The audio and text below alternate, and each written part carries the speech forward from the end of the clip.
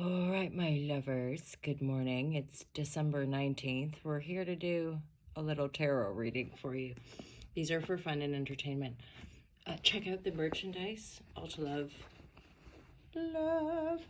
There's loads of new products available. There's hats and other types of bags and good stuff. So let's get into these readings. December 19th, Divine Guidance and Loving Clarity is my intention with tarot. Divine Guidance and Loving Clarity. You can check out ultralove.com.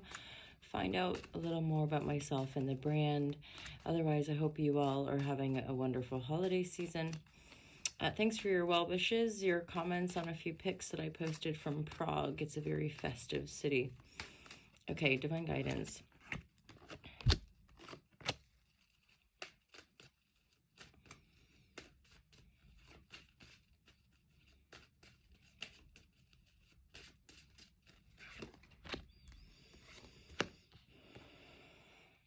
Okie dokie. Yeah, there's definitely like tests afoot.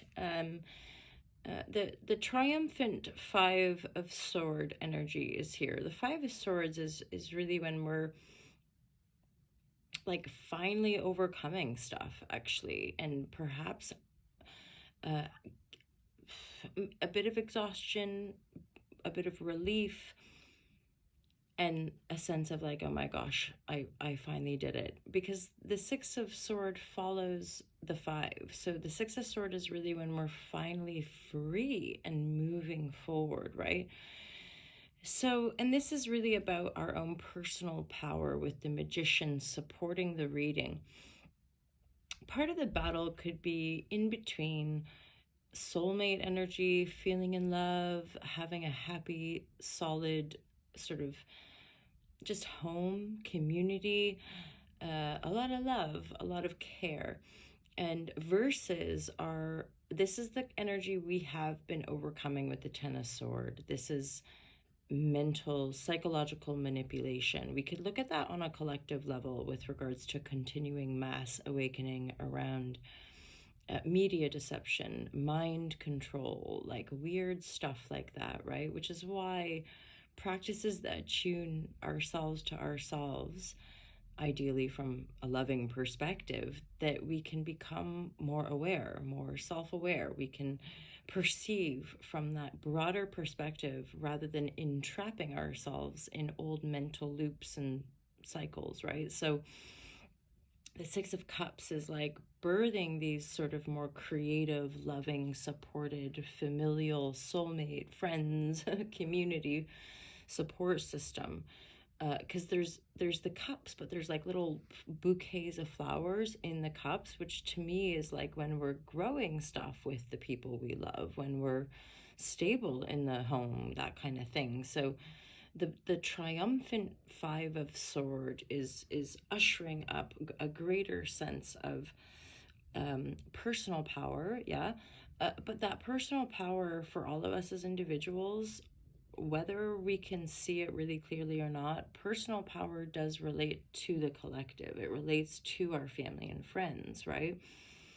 Being able to speak our truth, being able to like have integrity and stuff is, you know, actually quite radical in this society in our day and age. So there's a sense of like, you know, this is who I am and this is where we're at, and I'm not doing this. And, you know, when we draw lines in the sands, when we finally put up boundaries, this is the Magician energy. Like, I know my worth and I know I'm capable of doing the things and creating the stuff.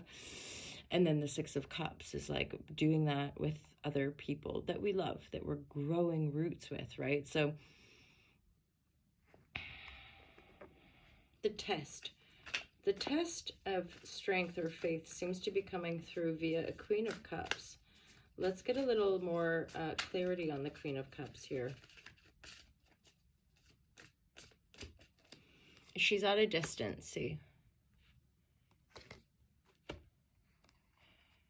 There's a lot of anxiety.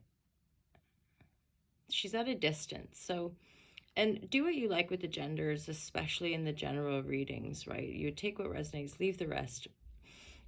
There's a lot of anxiety. There's a Two of Cups reversed. So this would be the ending of a relationship. This would be a lot of despair and grief, possible financial losses as well. So for a lot of the collective, more than likely it's our interpersonal relationships, love and money, right? It's like this ongoing, expansive awareness of how to sort of balance out these energies, how to come to the center point. So for a lot of you, there's a person that we're dealing with, right? That is mentally unstable, mentally not very, see, they're in the upright. So I would say they're well-intentioned, but the Two of Cups reversed, this is something that didn't work out. This is lost love. These are energies that we weren't able to maintain, uphold, and thus there were losses. And so this energy is the energy testing us of, do we entice to go back? Do we endeavor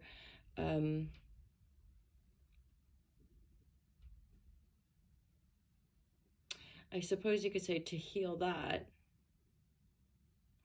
or to move into these more supportive energies?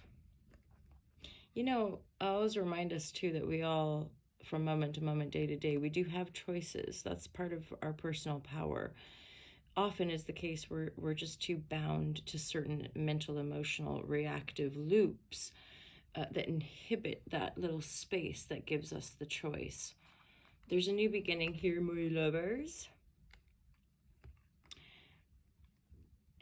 The energies are central here, so I'd offer that, if this was a personal reading, I would bring it back to the center of your personal power versus the karmic cycles where our personal power was taken by other people in whatever way that means, looks. So we test ourselves by focusing on the things that feel reciprocal, the things that feel good, rather than the things that have us up all night worrying, or maybe trigger us too much. There's something in that as well about just the simple ability to regulate our bodies and our emotions. It's no small feat, especially in this day and age. Having a chat with a good friend the other day, emotional regulation, and how that's a key thing to our personal healing. And yet it's increasingly obvious that our nervous systems collectively are heightened, frazzled. It's a dominant paradigm to live in fear and reactivity and violence,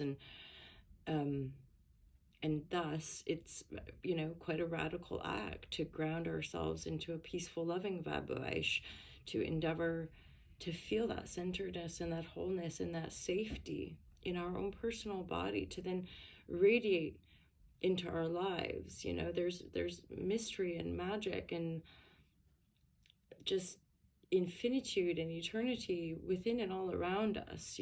There's a whole new landscape that our potential as humans could open up to if we personally find that key and find that wisdom and do the work. Essentially, that's a big part of this shift, is the work is not necessarily laborious anymore. It's emotionally expansive. It's bridging us into earthly and more, again, you could say indigenous, more just holistic and sacred, rather than sort of hedonistic and disconnected and violent. And that's the choice point. Every single one of us has the power to be constantly making that choice. And my personal perspective is that it is constant. Just like the working grind is constant, our inner work on the new trajectory becomes the constant, to reflect, to observe, to hold space, to endeavor as and when things align, to communicate and work through things. There's always that potential, because things are always changing. That's really the only thing that's super constant in this entire universe and multiverse and all that, is that this energy doesn't stay static. And yet we are the container of that totality. We are that complete stillness with the vibration that keeps existing, right? So embrace it all, right? We're going to wrap her up. That's the reading for December 19th. Hope you guys have a great Thursday. I'll look forward to seeing you tomorrow for another reading. Take care. Peace out.